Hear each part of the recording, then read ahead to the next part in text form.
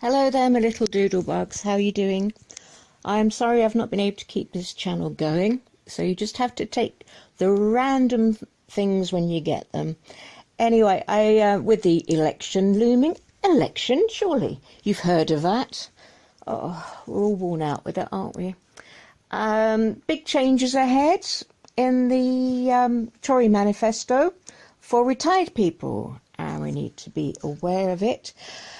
So I was listening to the Richie show, his show that went out yesterday, Sunday the 21st of May, and he was in a jocular mood, but obviously serious things under the jokes. And he was covering the Andrew Marr show, this week's Andrew Marr show, which had our lovely minister, Damien Green. Oh, I love Damien Green, not. And in 3 words, I think Richie Allen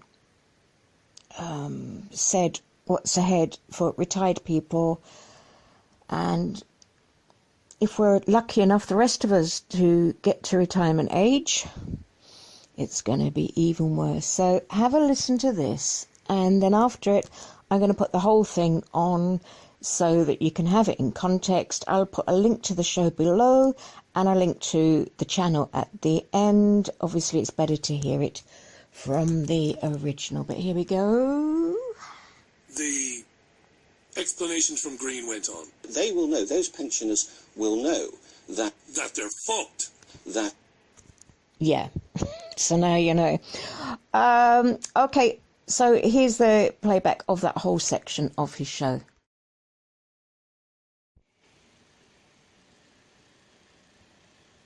Now, the Work and Pensions Secretary Damien Green was on the Marr show today.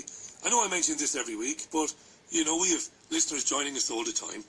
The Marr show is presented by Andrew Marr every Sunday morning, and it is the flagship political talk show for the BBC's Sunday schedule. It's the big show. So the Work and Pensions Secretary Damien Green was on it today talking about the winter fuel payment cuts. This is how some of that went. I was about to give you an example of one of the things you were talking about earlier, where we are now going to target winter fuel payments on those who really need them, and that money, the money that we save from that, can be targeted to the health and social care system. That seems to us a sensible way of dealing with one of the big issues facing the country. How much money are you going to raise from cutting winter fuel payments? Well, it depends where we set the level. We said we'd consult on that. We know it costs about £2 billion. Most of that £2 billion.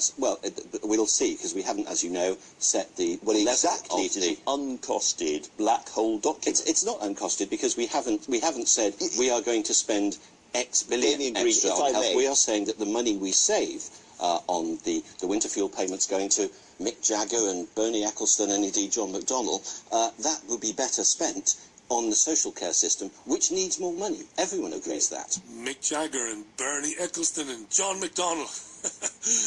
Right, so there's nothing in the Tory manifesto about what level it'll be set at, the winter fuel allowance. You know, where the cut-off line will be in terms of your assets and your monthly pension. So this is worrying, obviously, senior citizens. Now Andrew Marr picks them up on it. In your document, those clever people are saying nothing to pensioners watching this programme who need to know before voting day whether they're going to lose their winter fuel payments or not. Do they not deserve that information? They will know that if they are in genuine need of the winter fuel payment, they will still get that. We are going to set that at a level. What does genuine need mean? What you said, well, that's what we're going to consult on after the election, because that's the sensible way to do it. That's the way a grown-up government will operate. We'll say, here's a manifesto, here's our broad proposal, a proposal which causes interest among commentators. It's not commentators who are interested about this. There's pensioners watching this programme wondering, if I vote Conservative on June the 8th, does that mean that on June the 15th I lose my winter fuel payment, yes or no? Well, lots of them need to know that. Well, and they will be able to contribute to the consultation, but they will be able to contribute to the consultation, said Green. You see, again, we go back to presenters and their ability or inability to do anything when they are interviewing these guys. Marr should have laughed sarcastically and asked him, how will worried pensioners exactly be able to consult on what the threshold is and what the cut-off point is? How's that going to work, Damien? But he didn't. I would have done, of course. But then again, I'm a vastly superior presenter to Andrew Marr. Oh, Jesus. I'm not. I'm only joking. Marr is a very accomplished and a very smooth presenter. He's not allowed to ask these questions. The explanation from Green went on. They will know, those pensioners will know that they're fucked.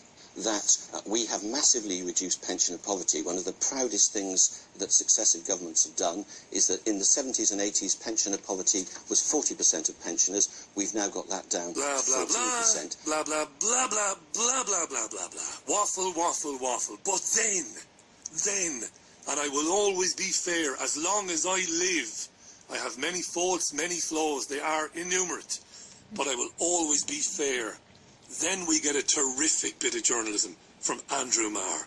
Yes, there's no sarcasm. Some good journalism from Andrew Marr. We have somehow slipped sideways away from winter fuel payments. Can I put it to you that you start by cutting this, you're going to take it away from virtually everybody. And the reason you're going to take it away from virtually everybody is you need that money.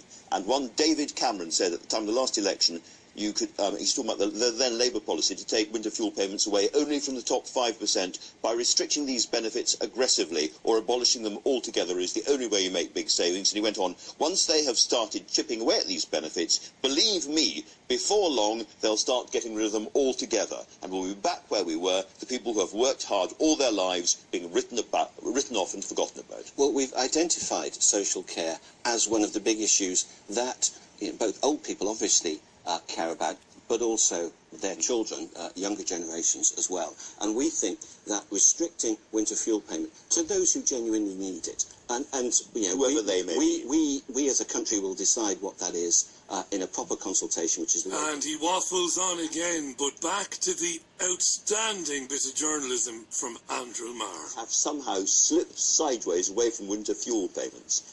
Can I put it to you that you start by cutting this, you're going to take it away from virtually everybody. And the reason you're going to take it away from virtually everybody is you need that money. And one David Cameron said at the time of the last election, you could, he's talking about the then Labour policy to take winter fuel payments away only from the top 5% by restricting these benefits aggressively or abolishing them altogether is the only way you make big savings. And he went on, once they have started chipping away at these benefits, believe me, before long they'll start getting rid of them altogether. And we'll be back where we were, the people who have worked hard all their lives being written off and forgotten about. Hallelujah, hallelujah, hallelujah. Some journalism on the BBC from Andrew Marr there. He described the Hunger Games Society agenda and the depopulation agenda to a T there. Get rid of benefits altogether, forever. Brilliantly put. Now, of course, it's sidestepped by Damien Green, and Andrew Marr does impress him, but Marr said it. Kudos. Kudos. These are sick puppies, these people. Sick puppies. Going to wipe out those people who have worked all their lives, who believed in their lives and their system and contributed hundreds of thousands, in some cases, tens of thousands, let's be honest about it, and a whole generation have put billions and billions into social insurance. But they're going to wipe them out. They're going to starve them to death. That's the plan. Sounds mad, doesn't it? Sounds very conspiracy theory-esque. But it's exactly what's going to happen. That was Damien Green on the Andrew Marr show. Now, Jeremy Corbyn has vowed to protect pensioners from these attacks on their income as he steps up his push for older voters. Number of stories today about the Labour Party going for the senior citizen vote. I suppose, why wouldn't they, in light of the claims and the promises made in the Tory manifesto? He said, Jeremy Corbyn, that pensioners will lose over £330 a year because of the Tory plans. He reiterated that Labour would guarantee to protect the winter fuel allowance, the triple lock on pensions, that's the 2.5% pension rises and other benefits, and that's pretty much the Labour Party position on it. Right. So on a related issue, if it's not bad enough that senior citizens are going to lose their winter fuel allowance, if they're going to have to pay for their care, if they have assets above £23,000 to their name, if that's all not bad enough, it was revealed over the weekend that disabled people are having their benefits stopped. Okay, so I'm going to leave that there and put that in the next video. I hope you found that useful and helpful. Okay, see you later. Bye for now.